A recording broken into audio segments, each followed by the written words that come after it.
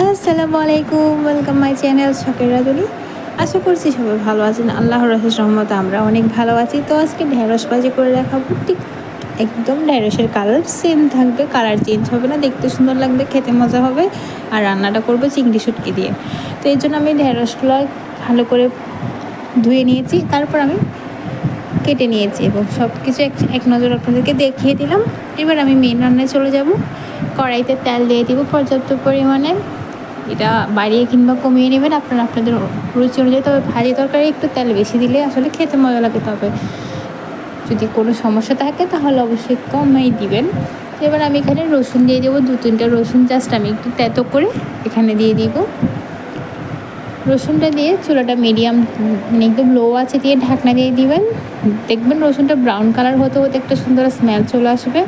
আর এই স্মেলটা আপনার কাছেও ভালো, রান্নার সময় আসলে নাকে লাগলে অনেক ভালো লাগে, আর খাওয়ার ফ্লেভারটাও আসলে চেঞ্জ হয়ে যায়। তো এরপর যে আমি এবার এখানে চিংড়ি শুটকিগুলো দিয়ে দিব। চিংড়ি শুটকিগুলো দিয়েও একটু ঢাকনা দিয়ে দিব।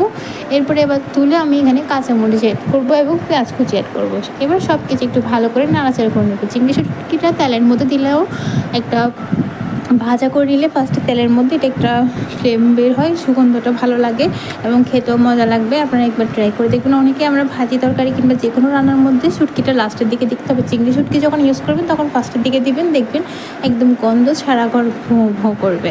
তো এবার আমি এগুলো একটু ভালো করে কষিয়ে নিব।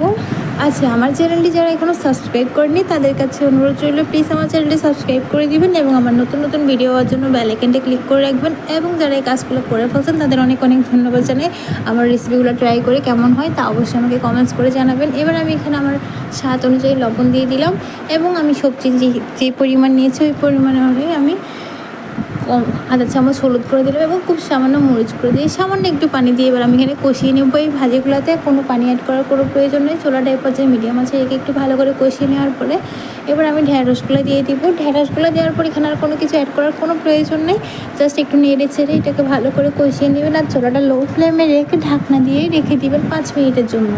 এরপরে 5 মিনিট পরে আবার একটু ভালো করে নেড়ে নেবেন। আচ্ছা, অনেক সময় ঢেঁড়স রান্না করলে কী হয়, ঢেঁড়সগুলো ভেঙে যায়, যে নাড়াচাড়া করতে করতে ভেঙে যায়। তো এটার জন্য টিপস হলো শুরুর দিকে নাড়াচাড়া করলেও 5 মিনিট পরে যখন আবার নাড়াচাড়া করার পরে আপনারা এবার কড়াইটা জাস্ট 2 হাতে ধরে জাস্ট একটু উপর নিচু করে নিয়ে ওভাবেই কড়াইটা নাড়া দিয়ে ভাজিটা করে নেবেন। কাটি বেশি ব্যবহার করলে অনেক সময় ঢেঁড়সটা ভেঙে যায়, খেতে এবং দেখতে কোনোটাই আসলে সুন্দর লাগে না, দেখতে সুন্দর লাগে না মেনলি। এরপরে আমি এখানে কিছুটা চিনি দিয়ে দিব।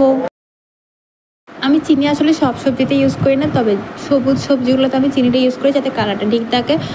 আপনারা যারা আমার রেগুলার ভিডিও দেখেন তারা অবশ্যই খেয়াল করবেন যে আমার সবগুলো ভাজি তরকারিতে সবুজ জাতীয় খাবারগুলোর মধ্যে আমি বেশিরভাগ সময় একটু চিনি ইউজ করি। তো এবার আপনারা চাইলে এখানে টমেটো ধনিয়া পাতা অ্যাড করতে পারেন। আসসালামু আলাইকুম, আজকে এটুকু।